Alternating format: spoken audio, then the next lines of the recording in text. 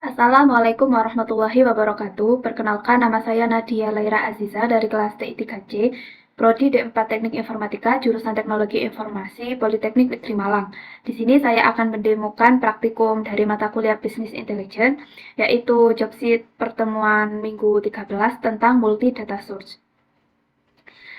Untuk praktikum yang pertama, yaitu menjalankan logika ETL dengan beberapa data source dengan tipe yang berbeda.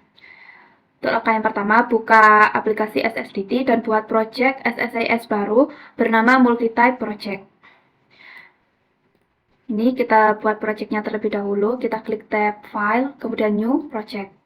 Kemudian di sini kita pilih yang Integration Service, kemudian pilih opsi yang pertama, Integration Service Project. Kemudian kita tentukan location di mana kita akan menyimpan project SSIS-nya. Di sini saya akan menyimpan pada folder pertemuan 13. Kemudian name-nya kita beri nama multi-type project, kemudian klik OK. Kemudian buat sebuah raw file berekstensi .raw berisi data transaksi dari file inventory worksheet XLS. Beri nama raw file tersebut dengan data transaksi.raw. Jadi untuk membuat ini file raw-nya, yang pertama kita beralih pada halaman data flow, kemudian kita klik link-nya. Kemudian kita drag source assistant ke sini. Kemudian kita pilih yang Excel, kemudian klik new. New di sini mengklik new ini untuk membuat new connection, kemudian klik OK. Nah, di sini kita arahkan pada file Excel-nya yang telah di-download dari LMS. Kemudian klik OK. Kemudian kita klik 2 kali Excel source-nya. Kemudian di sini untuk name of the Excel sheet-nya kita pilih yang transaction history. Kemudian klik tab column. Jika sudah sesuai seperti ini, kita beralih pada halaman error output. Nah, di sini untuk kolom error dan transaction-nya kita ubah menjadi ignore failure. Kita ubah, kemudian apply, kemudian klik, kemudian kita klik OK. Kemudian kita drag raw file destination. Kita drag ke sini. Kemudian kita hubungkan dengan antara Excel source dengan raw file destination. Setelah itu kita klik 2 kali. Nah, di sini kita tentukan di mana kita akan menyimpan file dari hasil file.raw-nya. Di sini kita simpan dengan nama data transaksi.raw. Kita copy. Nah, di sini. Kemudian kita ke tab column. Kemudian ini kita centang semua. Setelah itu kita ke connection manager lagi. Kemudian kita klik generate initial raw file. Nah, setelah itu kita klik OK dan ke OK.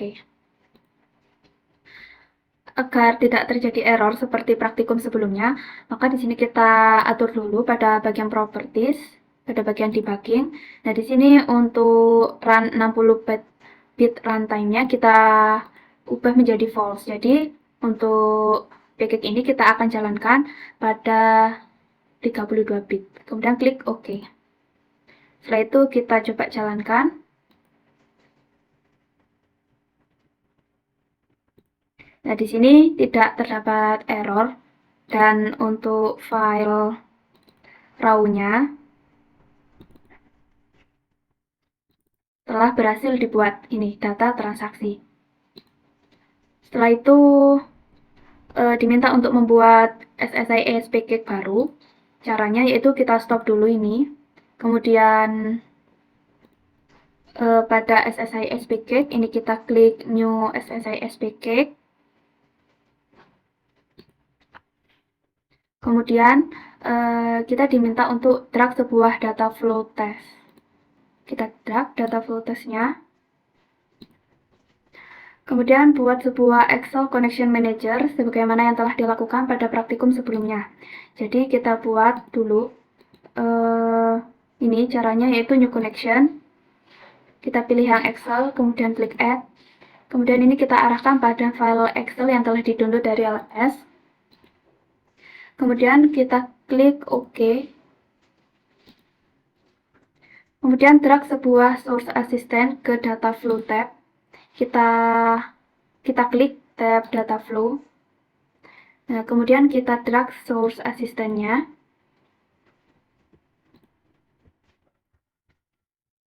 Nah, di sini pilih opsi Excel, kemudian pilih Excel Connection Manager yang telah dibuat. Nah, di sini pilih Excel, kemudian kita klik Excel Connection Manager-nya, kita klik OK.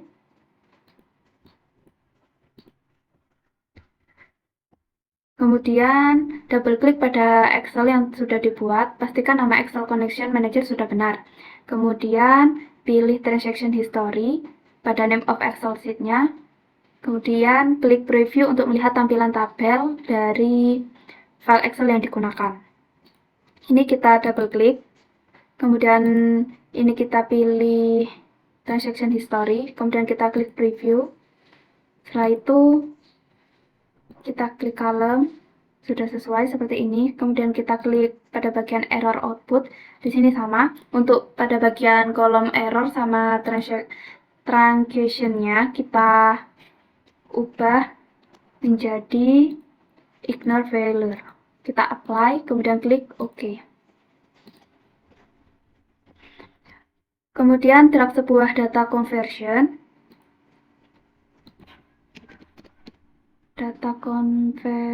Kita drag ke sini. Kemudian buat sebuah precedence constraint untuk menghubungkannya dengan Excel source. Ini kita hubungkan. Oh ya, jangan lupa beri nama dengan Excel Data Conversion.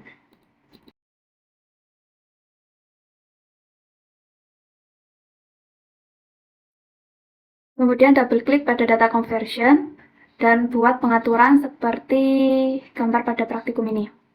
Double klik, kemudian ini kita centang semua. Jika sudah sesuai seperti ini, kita klik OK. Drag sebuah raw file source. Kita drag raw file source ke sini.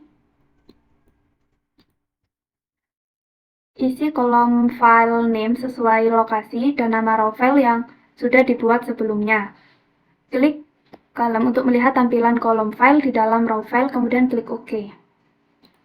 Ini kita double klik, kemudian ini kita arahkan pada file.raw yang telah dibuat sebelumnya. Kemudian kita klik column.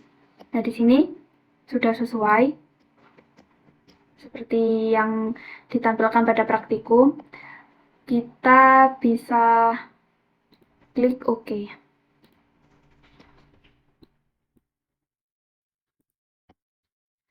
Kemudian kita diminta untuk drag sebuah data conversion transform. Data conversion, kita drag ke sini.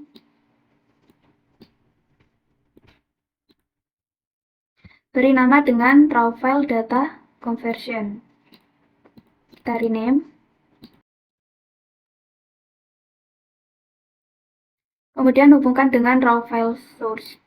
Kita hubungkan ini, raw file source dengan raw file data conversion. Double klik pada data conversion transform dan buat pengaturannya seperti pada praktikum ini. Ini kita centang semua kolom. Jika sudah sesuai seperti pada praktikum, kita klik OK. Kemudian drag sebuah aggregate transform. Ini kita drag ke sini. Beri nama dengan Excel aggregate. Kita rename.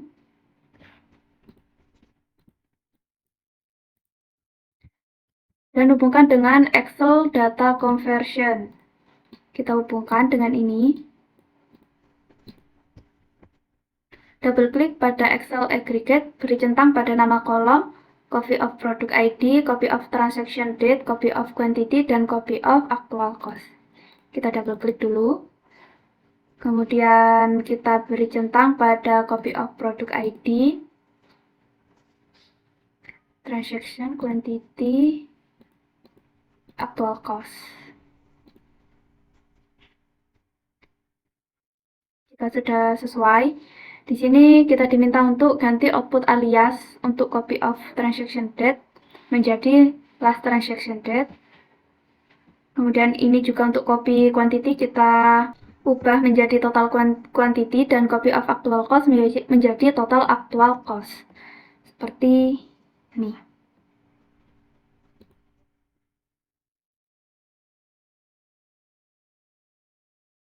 Untuk yang copy of transaction-nya kita ganti dengan last transaction date.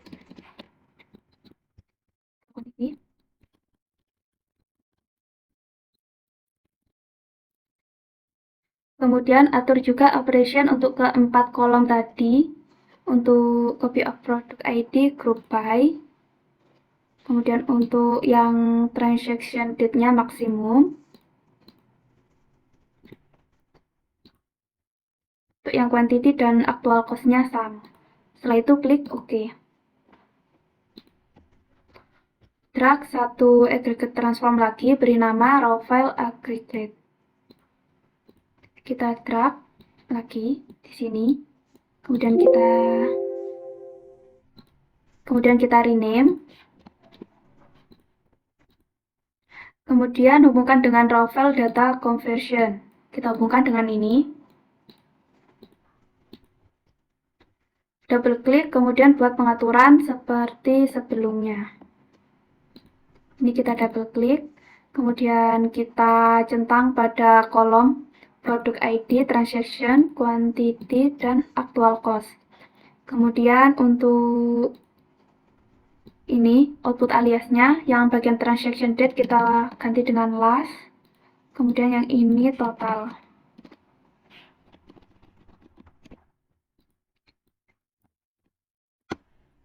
Kemudian untuk operation-nya di sini untuk yang last transaction date-nya kita ganti dengan maksimum.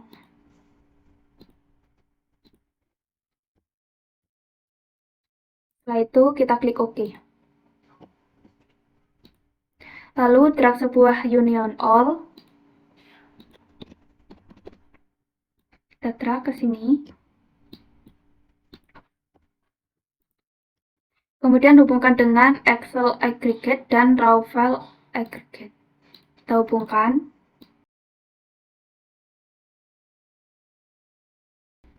Kemudian double klik dan pastikan input 1 dan input 2 dari union all sudah sesuai. Kita double klik dulu.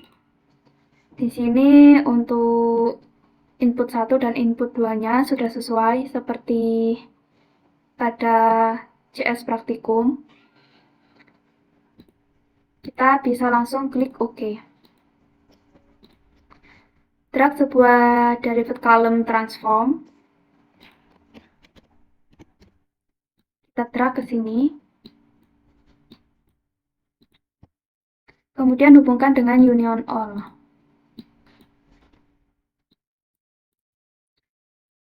Buat sebuah derived column dengan pengaturan seperti berikut. Kita double klik dulu. Kemudian untuk derived column name-nya kita isi dengan last update. Kemudian untuk expression-nya ini. Kemudian untuk data type-nya date. Sudah sesuai. Kemudian klik OK. Drag sebuah flat file destination. Kita drag ke sini. Hubungkan dengan derived column transform. Kita hubungkan. pilih opsi delimited pada jendela flat file format. Kita double klik dulu di sini. Kemudian kita pilih new, kemudian kita pilih yang delimited. Kemudian kita klik OK. Setelah itu di sini kita klik browse untuk memilih lokasi dari flat file. Pilih lokasi flat file yang dikehendaki dan beri nama dengan transaction history CSV. Di sini saya akan menyimpannya pada folder pertemuan 13 dan di sini beri nama transaction history dengan file.csv. Kemudian kita klik open. Setelah itu beri centang sebelah kanan pengaturan column name is the first data row. Di sini kita beri centang, kemudian klik OK. Pada menu Advanced, ubah nama name dari kolom copy of product ID menjadi product ID. Ini pada Advanced ini kita ubah namanya menjadi product ID. Kemudian klik OK. Pada flat file destination editor, buka menu mappings. Di sini kita buka mappings. Kemudian buat pemetaan input column dan destination column seperti gambar berikut ini. Nah, di sini tiap kolomnya sudah sesuai, hanya saja pada bagian produk ID di sini masih ignore, jadi kita sesuaikan, yaitu copy of product ID. Setelah itu kita klik OK. Jalankan SSIS package yang baru dibuat. Kita coba untuk jalankan. Nah, di sini untuk package telah berhasil dijalankan dan tidak ada error yang terjadi. Di sini dari praktikum, bila proses berhasil, maka akan dibuat sebuah file bernama transactionhistory.csv. Kita cek apakah benar file transactionhistory.csv telah berhasil dibuat. Ini adalah filenya. Kemudian data pada file tersebut sudah dikelompokkan untuk setiap produk ID yang sama. Kita coba buka filenya. Nah, di sini untuk produk ID-nya sudah dikelompokkan. Kemudian kolom last transaction date berisi tanggal transaksi terakhir di setiap produk ini.